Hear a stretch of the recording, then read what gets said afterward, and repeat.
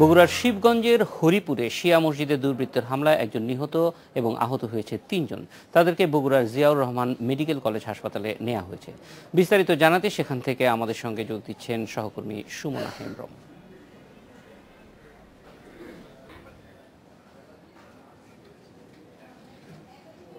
যাচ্ছি সুমনার কাছে।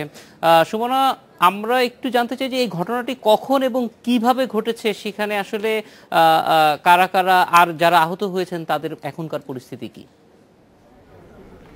জাহিদ ভাই, আমি এই ঘটনাটির বিষয়ে কথা বলেছি। আমরা এই পর্যন্ত যতটুকু জানতে পেরেছি যে শিবগঞ্জ থানার ওসি উনি কিন্তু জানিয়েছেন যে মূলত নামাজ পড়ার পরে শিয়া মসজিদে শিয়াপন্থী যারা আছে তারা একটি বৈঠক করেছিল এবং বৈঠকটি কী নিয়ে সেটা কিন্তু তারা এখনও পর্যন্ত আমাদের জানাননি।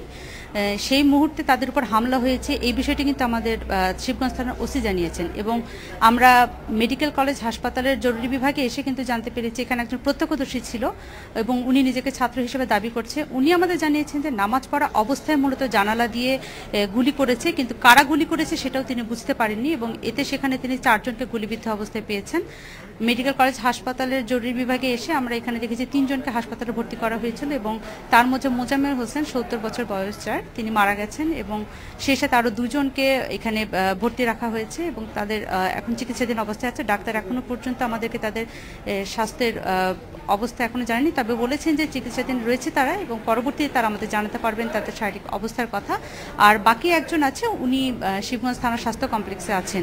এই বিষয়টি আসলে কেন ঘটেছে বা কিভাবে কিসের জন্য এই বিষয়টি জানতে চেয়েছিলাম, তবে পুলিশ আমাদেরকে এতটুকুই জানাতে পেরেছেন এই পর্যন্ত যে বিষয়টি অস্থিতিকর পরিস্থিতি তৈরি করার জন্য হতে পারে, তবে তারা এখনো পর্যন্ত এই বিষয়টি নিয়ে নিশ্চিত না আসলে ঘটনাটি কারা ঘটিয়েছে। এই ছিল আমার কাছে এই ঘটনার সর্বশেষ খবর। সুমনা, ধন্যবাদ আমাদের সঙ্গে যোগ দেওয়ার জন্য। হোসেনি দালানে বোমা হামলা ও আশুলিয়ায় পুলিশ হত্যার ঘটনায় গ্রেপ্তার জেএমবির 5 সদস্যকে 5 দিনের রিমান্ডে নিয়েছে পুলিশ। এছাড়া একজনকে নিহত হয়েছে বন্দুকযুদ্ধে। এরা জেএমবির সংগঠিত করার কাজে এবং নাশকতা চালাচ্ছিল বলে জানিয়েছে পুলিশ।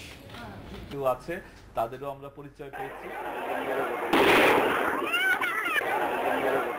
শুধু হোসনি দালানে হামলা নয়, বাড্ডায় খিজির খান হত্যা, আশুলিয়ায় ব্যাংক ডাকাতি ও আশুলিয়ায় চেকপোস্টে পুলিশ হত্যা ঘটনায় সরাসরি অংশগ্রহণকারী জেএমবির সামরিক শাখার প্রধান শাহাদাত ওরফে সবুজ ওরফে হোজ্জা ভাই পুলিশের সাথে বন্দুকযুদ্ধে মারা যায় বুধবার রাতে দারুস সালামের বালুর মাঠে। ওই রাতেই পুলিশের অভিযানে 5 জেএমবি সদস্যকে আটক করা হয়। আটকরা সবাই বন্দুকযুদ্ধে নিহত হোজ্জা ভাইয়ের সহযোগী। আটকদের কাছ থেকে পিস্তল, গুলি ও গেরিলা ছুরি উদ্ধার করা হয়েছে। হোসনি দালানে বোমা হামলায় অংশ নেয়া আরও 3 জনের পরিচয় জেনেছে পুলিশ। সামরিক কমান্ডার যে প্রশিক্ষণ দিয়ে থাকে সে যেহেতু নিহত হয়েছে, পাশাপাশি আমরা বেশ কিছু লোকের নাম পেয়েছি যে পরবর্তীতে কারা নেতৃত্ব গ্রহণ করতে পারে, শাহাদতের অ্যাবসেন্সে কে এই কমান্ডার ইন চিফ হতে পারে সেটি সম্পর্কে যেহেতু আমাদের ধারণা রয়েছে, সেই কারণেই এদেরকে পরবর্তী এদের যে নেটওয়ার্ক, সম্ভাব্য নেটওয়ার্ক, সেটি ভাঙা সম্ভব হবে। পুলিশের দাবি, জেএমবি সদস্যদের আটকের মধ্য দিয়ে জঙ্গি সংগঠনটির ভিত নড়বড়ে করা সম্ভব হয়েছে। ব্যাংক ডাকাতি করে তাদের অর্থ সংগ্রহের প্রচেষ্টা সেটি ব্যর্থ হয়। পরবর্তীকালে তারা কিছুটা মনোবল হারিয়ে ফেলে, কারণ আপনারা জানেন যে এপ্রিলের আশুলিয়া ব্যাংক ডাকাতির পরে তাদের বেশ কয়েকজন সদস্য গ্রেপ্তার হয়। পুলিশ জানায়, দেশের বিভিন্ন এলাকায় জামাত শিবিরের কিছু কর্মী জেএমবির সাথে যুক্ত হয়েছে। অর্থের যোগানদাতা ও অন্যান্য জঙ্গিকে ধরার জন্য অভিযান চলছে বলে জানিয়েছে গোয়েন্দারা। Shakil Abdullah, independent news, Dhaka. এ বিষয়ে কথা বলতে আমাদের সঙ্গে আছেন সহকর্মী মাসুদ কার্জন। মাসুদ কার্জন, আজকে জঙ্গি যাকে ধরা হলো তার বিরুদ্ধে বেশ কয়েকটি অভিযোগ আনা হয়েছে, তো একই সঙ্গে এতগুলো অভিযোগ একজনের বিরুদ্ধে থাকা, এই বিষয়টি আসলে আপনারা কিভাবে দেখছেন বা পুলিশ আপনাদেরকে এই ব্যাপারে কতটুকু আশ্বস্ত করতে পেরেছে? একটু আগেই যে ব্রিফিংটি করছিলেন ঢাকা মহানগর পুলিশের যুগ্ম কমিশনার মনির ইসলাম, তিনি কিন্তু পরিষ্কারই করেছেন যে আসলে তিনি একজন সামরিক কমান্ডার। এবং আমরা দেখে এসেছিলাম যে পুলিশও কিন্তু যখন এই যে কদমতলীতে পুলিশ চেকপোস্টে তল্লাশির সময় যে নিহত হয়েছিল সেটাতে, তারপরে আশুলিয়ায় সর্বশেষ, এবং জেএমবির যে ডাকাতির একটি ঘটনা ঘটেছিল সাভারে, সবগুলি ঘটনায় কিন্তু বলা হচ্ছিল পুলিশের পক্ষ থেকে যে আসলে জেএমবির সন্দেহের তালিকায় আছে এবং তারা প্রাথমিকভাবে কিছু তথ্য পেয়েছিলেন যে আসলে জেএমবি এইসব ঘটনায় জড়িত। তারই ধারাবাহিকতায় আসলে তারা এই সবগুলো মামলার সূত্র ধরে সর্বশেষ হোসেন ইন্দ্রার মামলার সূত্র ধরেই কিন্তু তারা এই তদন্তগুলো চালাচ্ছিলেন এবং চালানোর অংশ হিসাবেই কিন্তু এই জেএমবি কমান্ডারের তারা পুলিশ যেটি বলছে তারা সন্ধান পায়। তারপরে সেই অভিযানের সময় আসলে নিহত হয়েছে। তারপরে এর আগেই কিন্তু তার কয়েকজনকে 4 জনকে আরো গ্রেপ্তার করা হয়েছে এবং তারা সবাই আসলে হোজ্জাকে গ্রেপ্তারের আগে কি আমরা কোনোভাবে জানতাম যে এইরকম হোজ্জা একজন আছে যে জেএমবির কমান্ডার, নাকি তাকে গ্রেপ্তারের পরেই বিষয়টা জানা গেল?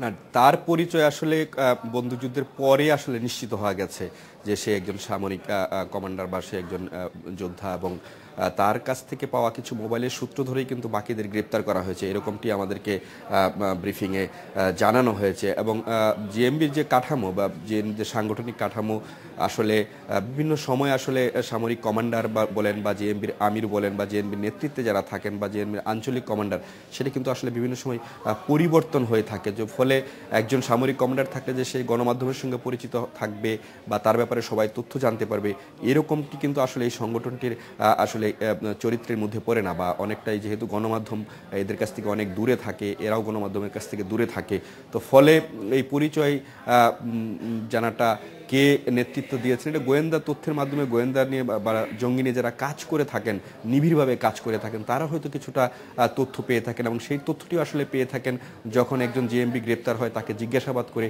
তাকে রিমান্ডে নিয়ে তার কাছ থেকে পাওয়া তথ্য এবং গোয়েন্দা তথ্যটিও আসলে পেয়ে থাকেন যখন একজন জেএমবি গ্রেপ্তার হয়, তাকে জিজ্ঞাসাবাদ করে তাকে রিমান্ডে নিয়ে তার কাছ থেকে পাওয়া তথ্য এবং গোয়েন্দা। আমাদের সঙ্গে যোগ দেওয়ার জন্য আপনাকে অনেক ধন্যবাদ।